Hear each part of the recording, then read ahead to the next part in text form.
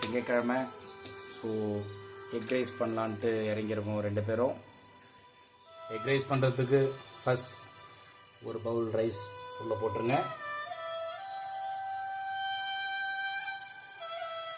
Own ப்ராடக்ட்லாம் கிடையாது, யூடியூப்ல எதையோ பார்த்துட்டு வந்து எனக்கு செஞ்சு கொடுத்து அலப்பறை பண்ணிட்டு இருக்காப்ல. பார்த்துட்டு தான் கேட்டேன். 4 முட்டை உடச்சி ஊற்றிருக்கோம். 4 முட்டை தானே? 4 முட்டை தான். S, very good.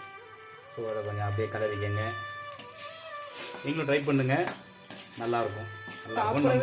இன்னும் சாப்பிடல. ஆமாம், இருந்தாலும் வந்து நீங்களும் ஒரு முறை ட்ரை பண்ணி பாருங்கள், நல்லாயிருக்கும். ஓகே, இப்போ நம்ம என்ன ஆட் பண்ணிக்கலாம்னா, எஸ், ஸோ நல்லா மிக்ஸ் பண்ணதுக்கப்புறம் அடுப்பு ஸ்லோவில் வச்சுக்கலாம், இல்லைன்னா தீஞ்சு போயிடும். எஸ், பச்சை மிளகாய் ஆட் பண்ணிக்கணும். அதுக்கப்புறம் வெட்டி வச்ச வெங்காயத்தை மொத்தமாக ஆட் பண்ணிக்கோங்க. கருவேப்பிலை கொஞ்சம். எஸ், கருவேப்பிலை, வெங்காயம் ஆட் பண்ணிவிட்டு நல்லா மிக்ஸ் பண்ணணும். வெங்காயம், முட்டை அதெல்லாம் சேர்த்துட்டு கடைசியாக சாப்பாடு ஆட் பண்ணோம். இதில் அப்படியே ஆப்போசிட், ஃபஸ்ட்டு சாதத்தை இது பண்ணிவிட்டு கடைசியாக தான் இந்த வெங்காயம், மசாலா எல்லாத்தையும் ஆட் பண்ணுறோம்.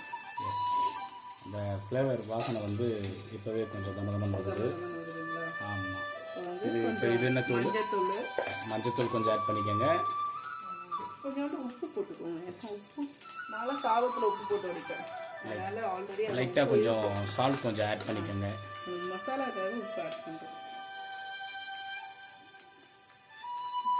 சால்ட், மஞ்சத்தூள் போட்டு நல்லா மிக்ஸ் பண்ணிக்கோங்க. உப்பு வந்து எப்படின்னா அதிகமாகிடுச்சுன்னா குறைக்க முடியாது, கம்மியாக இருந்தால் போட்டுக்க முடியும். அதனால் உப்பு எப்போவுமே கம்மியாக போடணும்.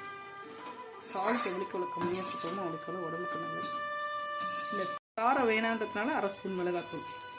உங்களுக்கு காரம் வேணும்னா நாங்கள் மிளகு ஸ்பூன் போடலாம். மிளகுத்தூள் காரம் நிறைய சேர்த்துக்கலாம். ஸோ மிளகுத்தூள் நான் நிறைய போடுவேன். நிறையனா ஒன்றும் இல்லை, ஒரு 2 ஸ்பூன் அவ்வளோதான். இதுக்கு ஆட் பண்ணிவிட்டு நல்லா மிக்ஸ் பண்ணிக்கோங்க. இல்லை கொஞ்சம் தக்காளி சேர்க்கலாம், எனக்கு தக்காளி வேணாங்கிறதுனால நான் சேர்க்குறேன். என் வீட்டுக்காருக்கு பிடிக்கும், ஆனால் நான் சேர்க்க மாட்டேன். தக்காளி சேர்த்தா அது ஒரு டேஸ்ட், தக்காளி சேர்க்கலினா அதுவும் பச்சை பச்சையாக இருக்குங்க தக்காளி. ஃப்ரைட் ரைஸ் மாடல் வந்துருச்சிங்களா? கிட்டத்தட்ட egg fried rice. Egg fried rice தானே இது? எக் ஃப்ரைட் ரைஸ் தான். ஆமாம், சாப்பாட்டுடைய முடிவு இதுதான். ஃபைனல் அவுட்புட் வந்துருச்சு. உங்களுக்கும் நல்லா இருக்கும்னு நினைக்கிறேன். ஒரு இதே மாதிரி நீங்களும் ட்ரை பண்ணி பார்த்துட்டு எப்படி இருக்குன்னு கமெண்ட் பாக்ஸில் கமெண்ட் பண்ணுங்கள். ஸோ 10 நிமிஷத்தில் நாங்கள் செஞ்ச எக் ஃப்ரைட் ரைஸ் இதுதான். Okay, thank you.